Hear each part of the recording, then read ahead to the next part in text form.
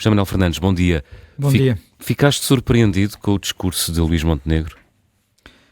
Olha, fiquei mais surpreendido com algumas reações ao discurso de Luís Montenegro do que propriamente com o discurso de Luís Montenegro. Vamos lá ver. Primeiro que tudo, os discursos do encerramento dos congressos dos partidos, bem nos livros, costuma-se dizer, não é? São discursos que costumam falar para fora, como dizem os politólogos. Portanto, basicamente são discursos que, em vez de se dirigirem ao partido, o Congresso já acabou, não é? Está tudo resolvido, estão os órgãos internos eleitos, ou os debates que havia a haver, neste ano nem houve grandes debates, já estão fechados, e, portanto, o líder aproveita para falar para o país. E foi um bocado o que aconteceu. Luís Montenegro fez um discurso mais na sua posição de primeiro-ministro, apresentando inclusivamente a um conjunto de políticas, algumas nem serão muito novas, algumas até já teriam sido pré-anunciadas, mas concretizou de alguma forma. Se queres que diga daquilo tudo que ele disse, a única verdadeira surpresa foi o pacote de medidas para Lisboa, para a grande Lisboa. Portanto, Arco de Ribeirinho Sul, Margem Norte, enfim. Houve ali um bocado de surpresa, mas também gostava de ser uma nota sobre isso. Houve ali um bocadinho de surpresa, porque, bem, como é que ele se lembrou de vir apontar, dizer isto para Braga, porque é que ele se esqueceu do interior, porque é que isto e aquilo e aquilo outro. Eu acho que há uma razão de política pública e uma razão de política eleitoral. A política eleitoral é óbvia, não é? Portanto, é a única coisa que algumas pessoas são capazes de ver, é a política eleitoral. Há eleições no ano que vem, há um conjunto de autarquias muito importantes na Grande Lisboa em que vão ter que renovar os seus presidentes, Cascais, Sintra, pelo menos estas duas, não sei se há mais alguma assim importante, e há Lisboa, propriamente dita, não é?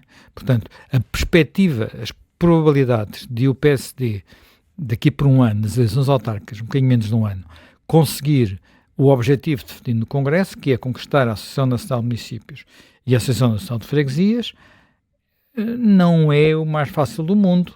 A diferença para o Partido Socialista neste momento é muito grande, e apesar de haver muitas câmaras em aberto, portanto, muitos presidentes que chegam ao fim de ciclo, e habitualmente de 12 em 12 anos, mais ou menos, há uma espécie de mudança de ciclo. Tivemos uma mudança de ciclo em 2002, caiu António Guterres, não é? Portanto, várias câmaras precisamente chegavam ali um momento e tumba tal. Depois temos agora o limite de 3 mandatos, chegamos ali a 2014 e o resultado para o na altura, ainda por cima estávamos no meio da crise, o resultado do PSD de Pedro Passos Coelho foi bastante mau, não é?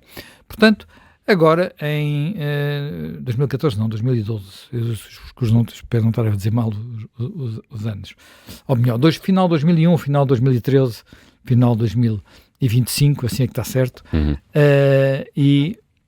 portanto, agora é natural que haja muitas câmaras que mudam de mãos, porque os presidentes, os incumbentes, que regra geral nas autarquias locais têm vantagem, são obrigados a sair. E em Lisboa, como disse, há várias câmaras destas, portanto é natural que exista esta preocupação. Mas há outro ponto, e o outro ponto é um ponto que as pessoas muitas vezes omitem ou esquecem de referir.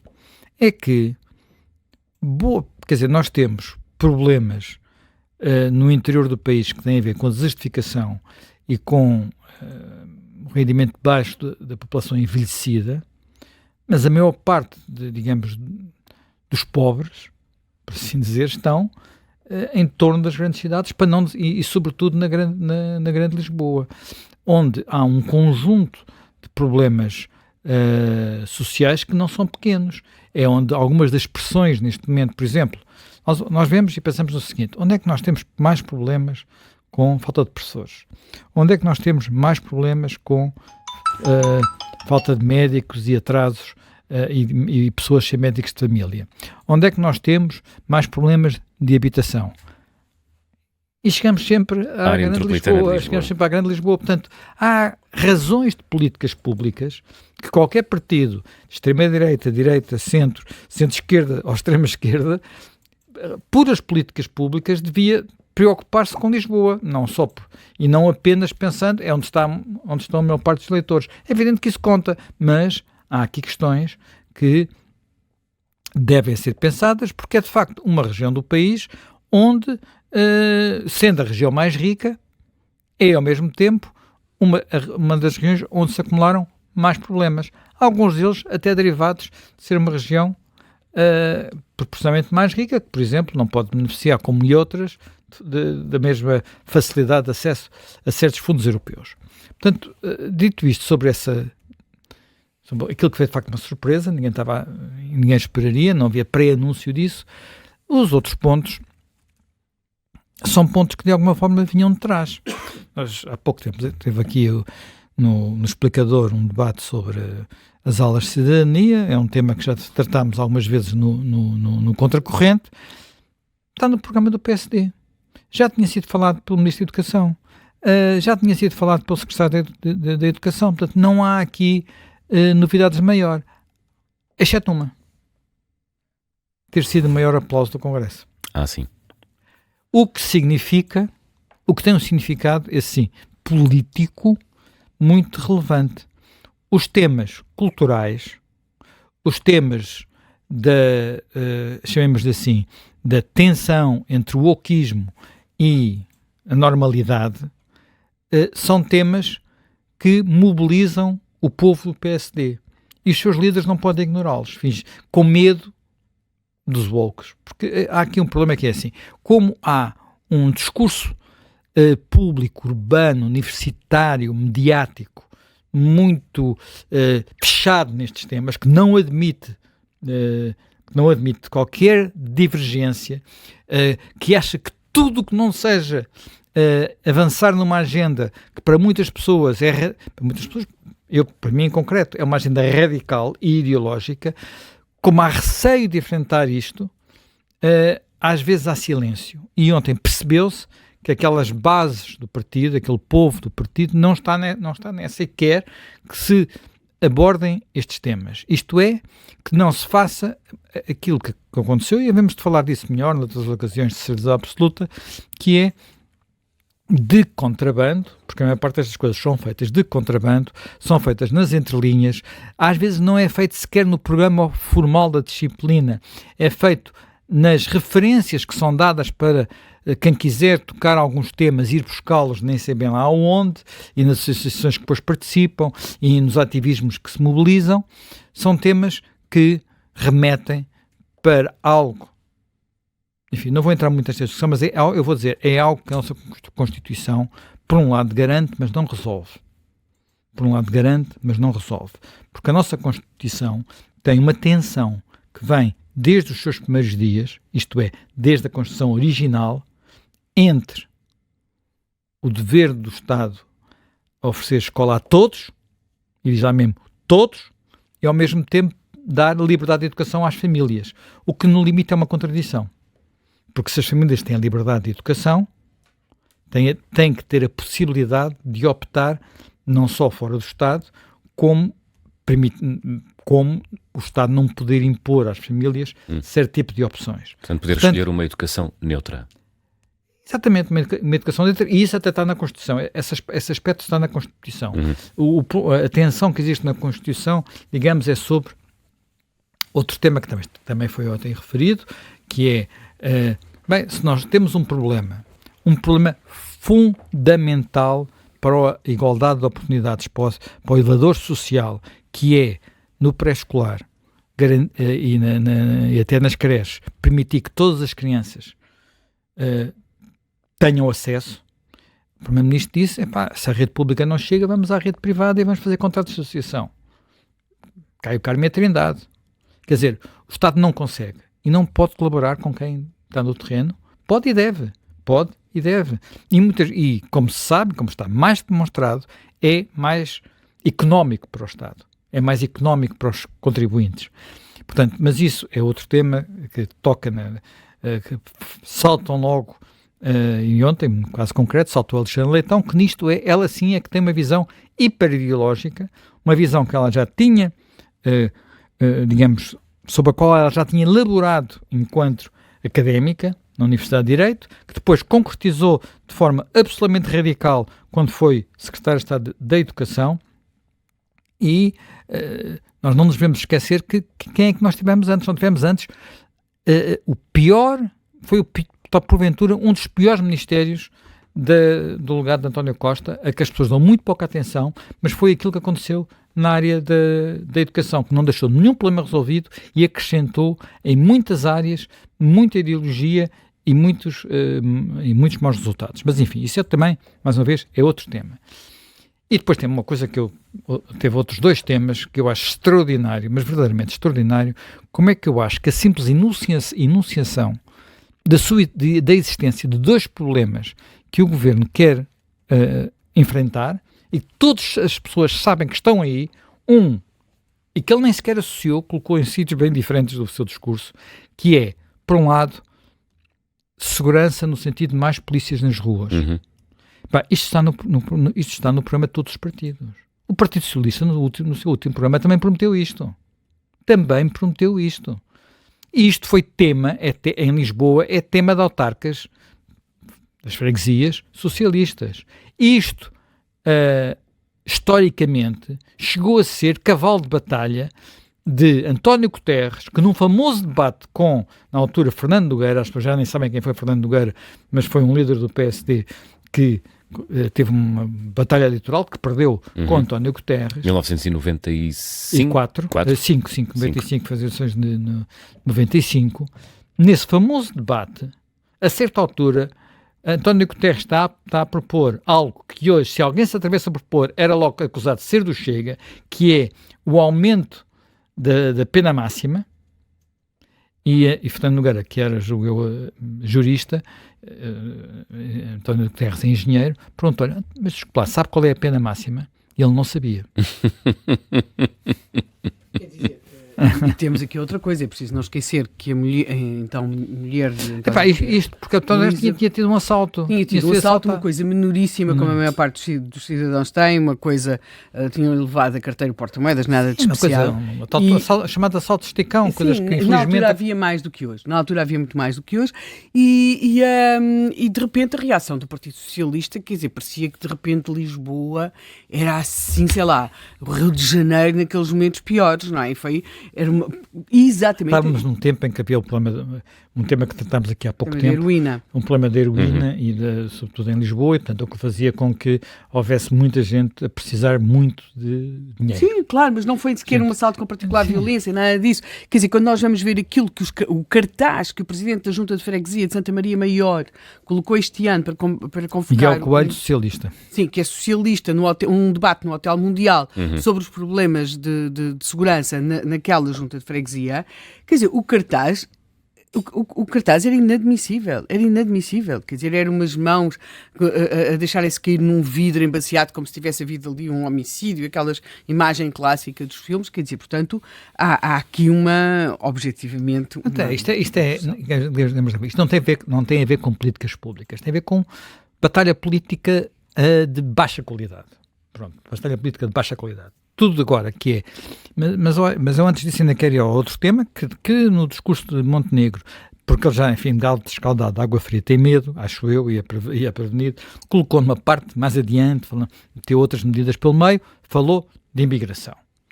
Bem, eu hoje acho que todas as pessoas sabem que a política de imigração do anterior governo estava a ser um desastre. Que a ideia de que chega cá e depois desenrasque é uma ideia que está a ser abandonada, em alguns casos combatida por praticamente todos os governos da Europa, porque não é possível tê-la dessa forma. Portugal, até que alguns dos nossos parceiros começavam a olhar para nós e dizer, vocês podem tornar-se um problema para nós, porque as pessoas entram por aí e depois vêm para os nossos países, depois a seguir estamos em Schengen, não há fronteiras. Alguns dos países que têm políticas mais rigorosas são países dirigidos por socialistas. Alemanha suspendeu o acordo de Schengen. Dinamarca tem centros de internamento. É dirigido por uma primeira-ministra socialista. Nós estamos a falar agora, aquilo que o Primeiro-Ministro falou não é sequer de centros de internamento, é de sítios onde as pessoas não estejam na rua, entre outras coisas, como hoje em dia estão. Portanto, é centros de acolhimento. Portanto, enquanto...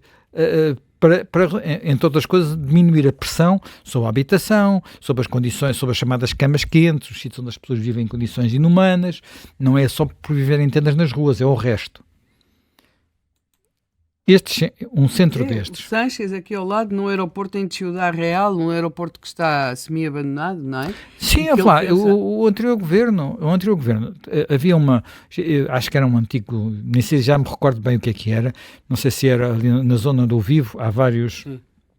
Aquilo que antigamente eram centros de férias, campos de férias, para, em alguns casos de empresas, havia um da CP, havia outro da Shell, havia outro ligado, portanto, havia vários para os miúdos passarem férias num tempo em que isto acontecia. Agora, só há as colónias de férias do século, o que é o único que ainda funciona ali na São João de Estoril.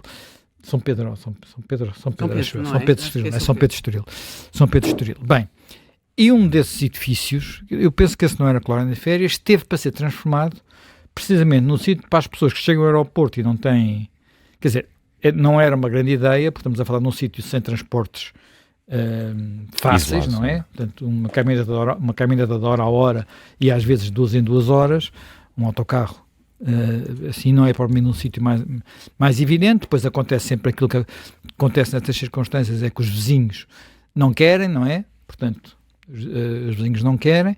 A mim, como já me disseram, tentaram que eu participasse no abaixo-assinado e eu não participei, mas não participei porque não participo e, portanto, e não tinha nem sequer tinha opinião sobre aquilo. Não me parecia um sítio particularmente indicado, mas não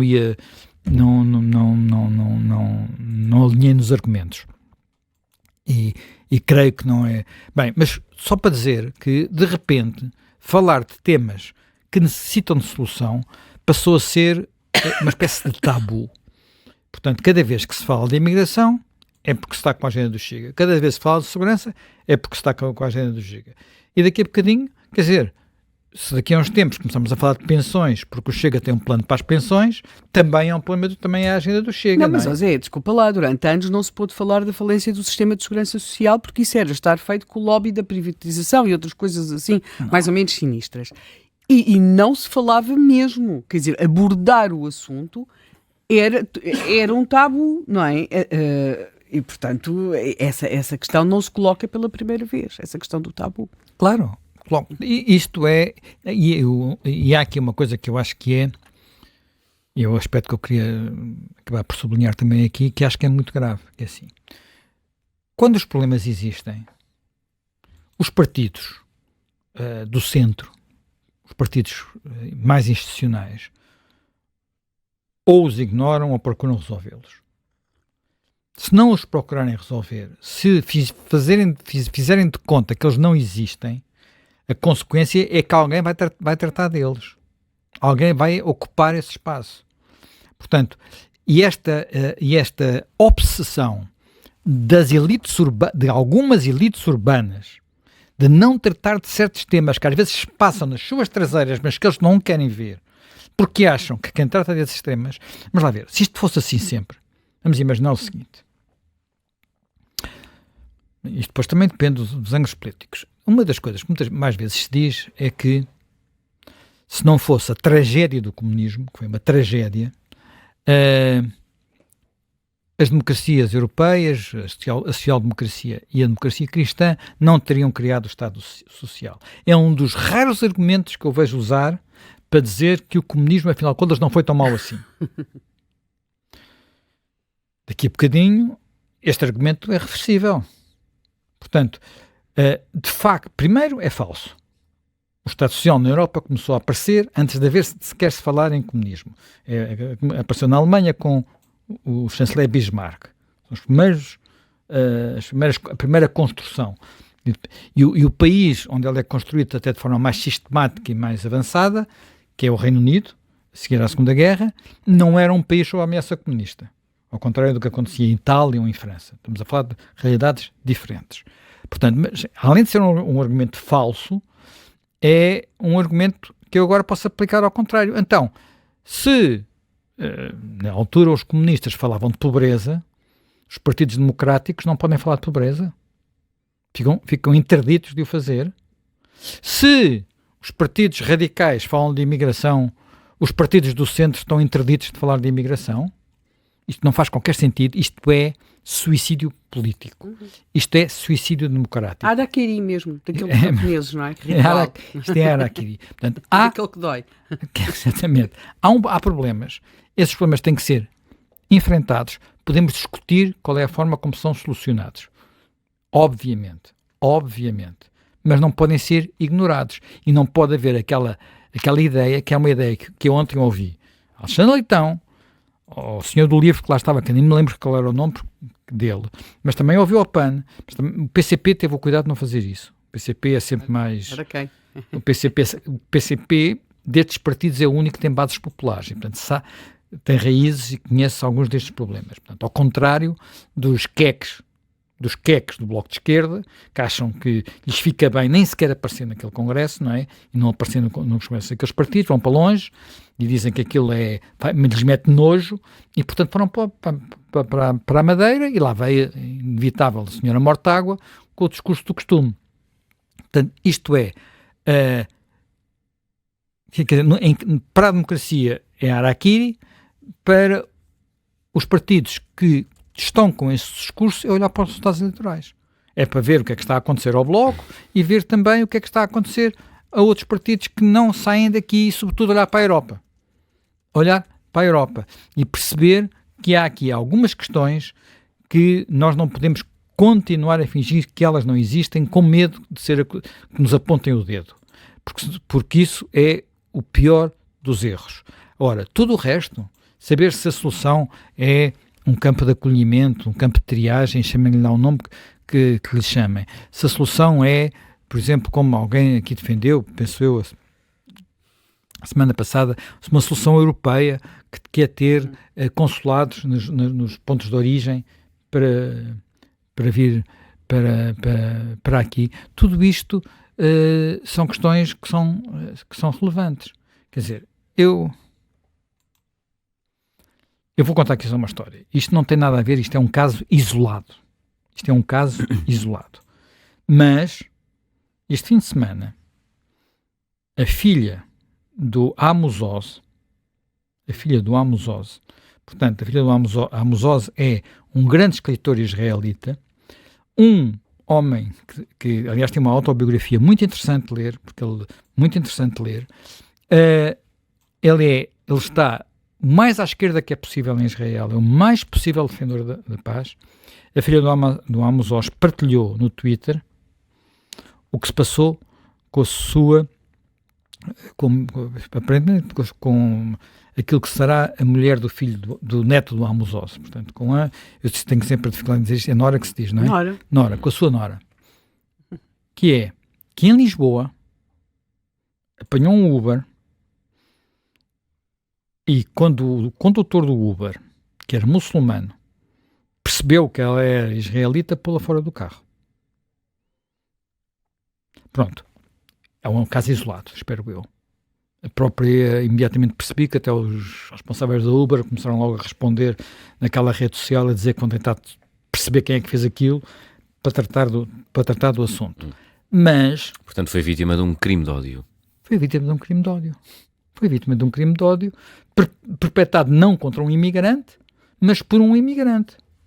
É isso que estamos a falar. É regra? Não é regra. Mas não acho que seja regra. Mas há uma coisa Sinceramente, não acho que seja regra. Que é regra. Agora, eu ando muito de Bolt e Uber, que é o discurso de uns imigrantes contra outros imigrantes.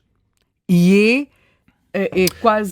Quem vive nos arredores de Lisboa sabe isso. Portanto, e sobre esse discurso nada se diz. Mas que é de facto, e às vezes é mesmo muito incómodo, porque é mesmo um discurso e de diferentes origens, mas têm sempre ideias, quer dizer, que verbalizam de uma forma sem freio sobre os outros imigrantes, não sobre os naturais de cá.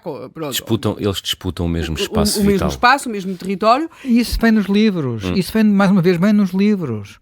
Eu só para ter uma ideia, porque é que durante praticamente um século o Partido Democrata era o Partido do Sul nos Estados Unidos. Reparem, o Sul é a zona onde, por causa da qual houve a Guerra Civil, a seguir à Guerra Civil. Houve a Guerra Civil por causa da libertação dos escravos. Porque a base eleitoral do Partido Democrata, que era um partido mais ligado aos sindicatos e aos trabalhadores, em boa parte concorria com, portanto, no mercado de trabalho, nas casas, nos bairros, concorria com os escravos libertos. E isto acabou no dia em que um presidente democrata, Lyndon Johnson, assinou a Lei dos Direitos Cívicos. E de um dia para o outro, ou de uma eleição para outra, os Estados do Sul passaram a votar republicano. Portanto, quer dizer, estas coisas, quer dizer, temos que perceber qual é a natureza humana, que não é, muitas vezes, não é uma coisa... Mas não é o que nós queremos, é o que é. É o que é, não é o que nós queremos, é o que é, não é? E nessa matéria, mais uma vez, temos que olhar para o que nos ensina a história, olhar para o que está acontecendo em outros países e não ter preconceitos. Eu não sei se o PSD em concreto vai conseguir, e o governo da AD vai conseguir concretizar aquilo que Luís Montenegro anunciou. Posso estar até mais ou menos de acordo com algumas daquelas questões. Agora, a discussão não pode ser saber se aquilo é ou não a agenda do Chega. Aquilo são problemas que existem e que têm que ser enfrentados. Ainda bem que alguém não os mete debaixo do tapete, porque quando a gente varre o lixo debaixo do tapete, há um dia que ele começa a cheirar mal. Só piora. Mas deixa-me fazer-te uma pergunta sobre o alcance. Não te parece que é também uma jogada inteligente de Luís Montenegro a tentar secar o Chega? Quer dizer, vamos lá ver. Nós somos um país onde, pela natureza do nosso próprio regime, pela forma como nós evoluímos e por termos uma democracia relativamente nova, nunca tivemos um voto muito ideológico, no sentido das pessoas saberem a que é que correspondia o seu voto. Se era... O que é que queria dizer ser socialista? Somos o país do centrão, não é? Pronto, quer dizer, o centrão tem um sentido pejorativo, não é? Mas era um país onde isto não era, e portanto os partidos muitas vezes concorriam apenas por prometerem mais, ou com mais competência. E no caso do PSD, não sei o que achas, e portanto estou a perguntar-te. Eu acho que o PSD até é um partido menos ideológico. Claro, e sempre foi. Por exemplo, nas fotografias do PREC, se não se virem os líderes, se não estiver, se não houver autocolantes, nós olhamos para as fotografias para as identificar, estou a falar 75, 76, 77, e pode ser difícil, porque socialmente, olhando para lá, podia ser Partido Comunista, por exemplo. Não, são coisas, portanto, é uma história, e entretanto, na Europa, vivemos hoje, mas mais uma vez, é um tema que dava também muito que falar, vivemos um tema que os cientistas políticos dizem como pós-ideológico, em que as ideologias clássicas, as ideologias do século XX, têm menos peso e o que contam são temas. Temas são problemas. E, portanto, para os problemas, quer dizer, eu quando falo de esquerda e direita, nem falo do século XX, já falo do século XVII, XVIII, porque tenho que recuar à Revolução Francesa e ao caso da distribuição dos lugares numa determinada Assembleia Constituinte. Portanto, mas em que estas coisas se estão cada vez mais baralhadas, por exemplo, no que diz respeito a políticas económicas e a outro tipo de políticas. E, portanto, neste tempo dos temas, quando há temas que preocupam os cidadãos, os políticos que procuram soluções equilibradas não podem achar que são temas que não lhes dizem respeito. Não, eles dizem respeito a todos.